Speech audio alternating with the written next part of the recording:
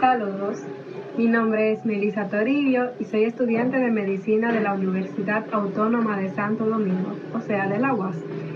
El motivo de este video es porque es una evaluación de la materia de microbiología impartida por la maestra Nilka Stefan. Algo muy importante que se va a utilizar en los laboratorios de microbiología son los colorantes. Pero, ¿qué son los colorantes? ¿Cuál es su importancia? Bueno, los colorantes en microbiología se utilizan para teñir bacterias y algunas otras estructuras de la misma, tales como esporas, flagelos, cápsulas, ADN, entre otras. También se emplean para adicionarlos a los medios de cultivo para inhibir el desarrollo de un grupo determinado de gérmenes. Los colorantes que se utilizan para teñir bacterias son las anilinas, que contienen radicales libres que imparten su propiedad cromogénica a las mismas, o sea, refiriéndonos a las bacterias. Así como también los grupos ausocromos que le permiten al colorante unirse a la célula mediante enlace covalente, enlace iónico o enlace de hidrógeno. Cuando la parte coloreada actúa como base, se le va a denominar colorantes básicos. En cambio, cuando actúan como ácidos, se le van a denominar colorantes ácidos. Los colorantes básicos son catiónicos, por tanto tienen una carga positiva y se van a unir a moléculas que posean una carga negativa. Entre ellas podemos encontrar proteínas y ácidos nucleicos. Estos colorantes son muy utilizados en bacteriología porque la mayoría de las bacterias poseen en su pared celular una carga negativa. Los colorantes básicos, entre ellos vamos a tener los colorantes azules, los colorantes verdes, los colorantes rojos y los violetas. Los azules van a ser el azul de metileno y el azul de anilina. Los verdes van a ser el verde brillante y el verde de malaquita.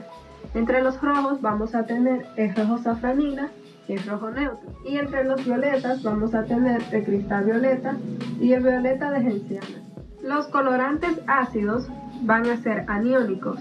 Esto porque van a poseer una carga negativa. Por tanto, se van a unir a estructuras que tengan una carga positiva. Entonces, entre ellos vamos a tener naranja y vamos a tener rosa. Los naranjas son la eosina y el orange.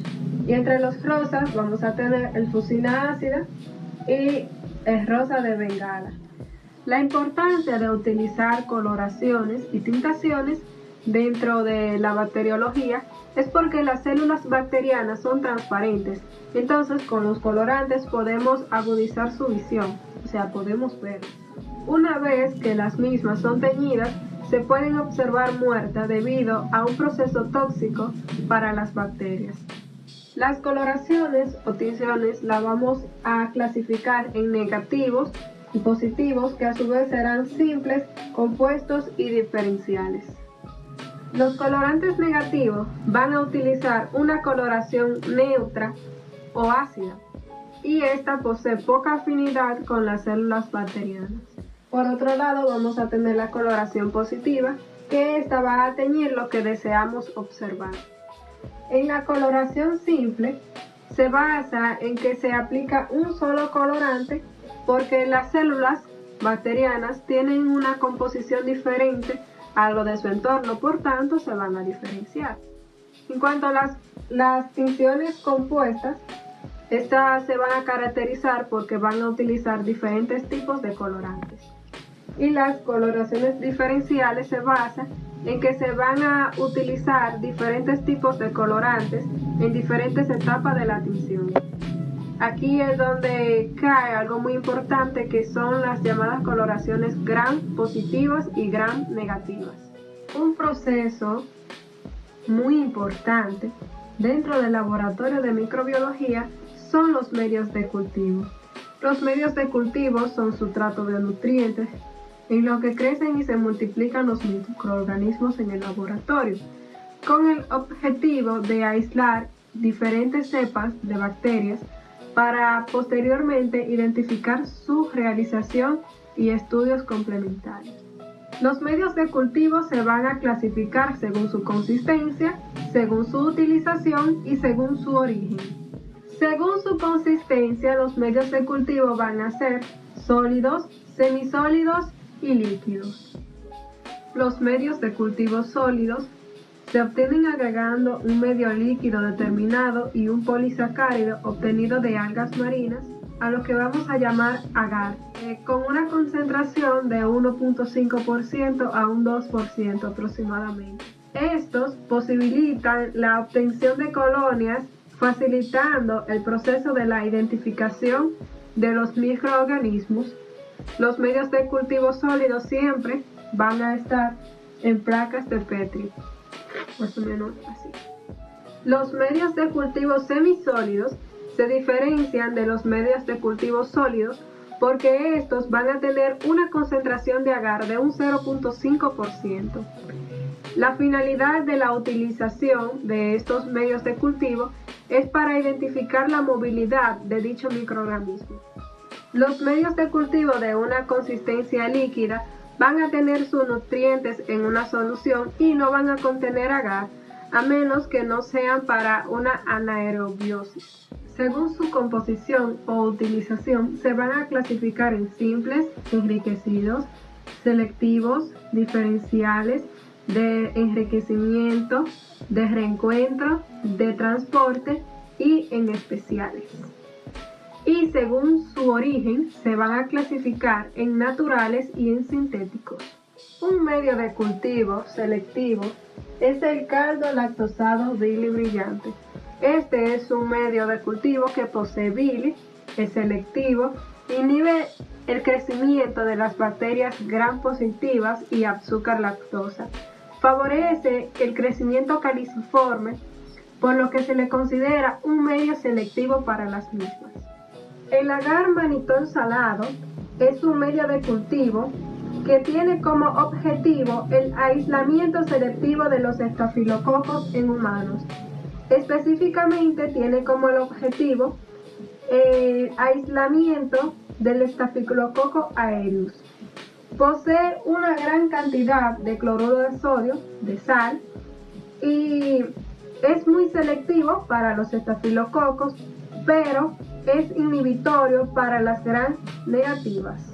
Macroscópicamente lo podemos observar con un color rosa. Bien, el agar triple azúcar hierro es un medio de cultivo muy utilizado según su composición para poder identificar enterobacterias, según su fermentación de glucosa o no, según su fermentación de sacarosa o no, según su producción de ácido sulfídrico o no y según su producción de gas o no.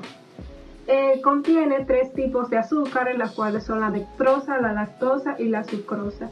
Contiene rojofenol, el cual es muy eficiente para detectar la fermentación de carbohidratos, y contiene sulfato ferroso para detectar la producción de ácido sulfídrico, que es lo que se evidencia aquí más oscuro que el resto. ¿Qué es la resistencia bacteriana? La resistencia bacteriana es la capacidad que tiene un microorganismo de resistir los efectos que le hace un antibiótico. La resistencia bacteriana se puede dar de forma natural por mutaciones de la misma bacteria. En los últimos años se ha incrementado en una muy gran cantidad. ¿Qué es un antibiograma? Un antibiograma es un estudio que se lleva a cabo en los laboratorios de microbiología para determinar la sensibilidad o la resistencia de las bacterias aisladas en antibióticos. Cuando un antibiótico se considera resistente es porque no es eficiente, es decir, la bacteria que está en la muestra va a ser resistente a ese antibiótico. En cambio, cuando se considera sensible es porque es eficiente, ya que aísla las bacterias de dicha muestra. La técnica más empleada en los laboratorios de microbiología para un antibiograma es la técnica de difusión de agar con disco, es decir, la técnica de Kirby-Bauer. Los antibióticos se diferencian de los antisépticos y de los desinfectantes porque son sustancias producidas por ciertos microorganismos que a baja concentración son capaces de matar o inhibir el crecimiento de un grupo determinado de microorganismos. Son de una toxicidad selectiva, lo que significa que son tóxicos en el organismo, o sea que son más tóxicos que el microorganismo que le está causando la infección al huésped. Otra de las cosas que lo diferencia es que los antibióticos son de una vía sistemática, mientras que los antisépticos solo se limitan a tejidos con vida y los desinfectantes se limitan a la piel y a instrumentos de manipulación quirúrgica, por ejemplo. Muy bien, hasta aquí ha sido este video. Espero que haya sido de su agrado y muchas gracias.